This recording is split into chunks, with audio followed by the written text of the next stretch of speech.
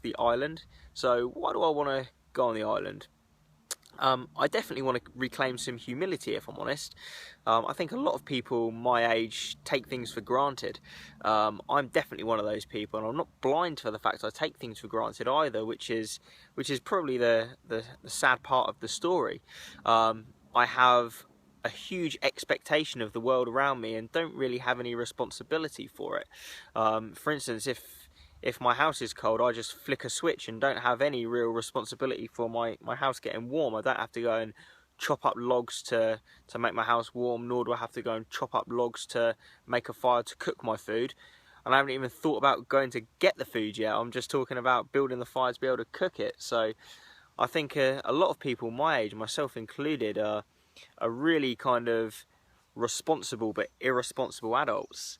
And I think that's quite detrimental to our society. If we look forward 20 years, like, what are my kids going to be doing?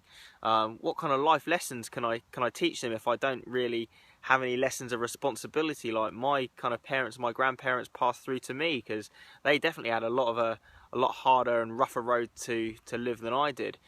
Speaking about cold winters and having to chop up wood, and there being coal shortages in the war and things like that. And I think we definitely need to kind of be brought back down to earth a little bit at times. I've got zero kind of respect or kind of admiration for the kind of time that it takes to be able to get water to my tap. I just turn my tap on and there, hey presto, I've got a drink. So I think I'd respect drinking water a hell of a lot more if I had to go and trek 5 miles to get it, and then once I've got it, that's only half the battle to then purify it and clean it. I can only imagine what people in Africa and places like that have to deal with on a daily basis. It's crazy. And clean clothes.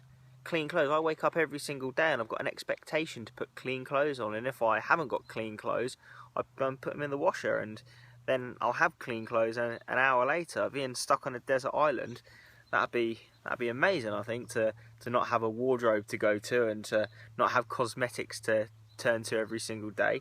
We definitely live in a vain society now, and that's another thing that I think I'd really like to get away from, is the vanity of having to check my hair every 2 minutes, or making sure I'm nicely trimmed and shaved. So the luxuries that I spend every day with, to get away from those, I think would be absolutely brilliant.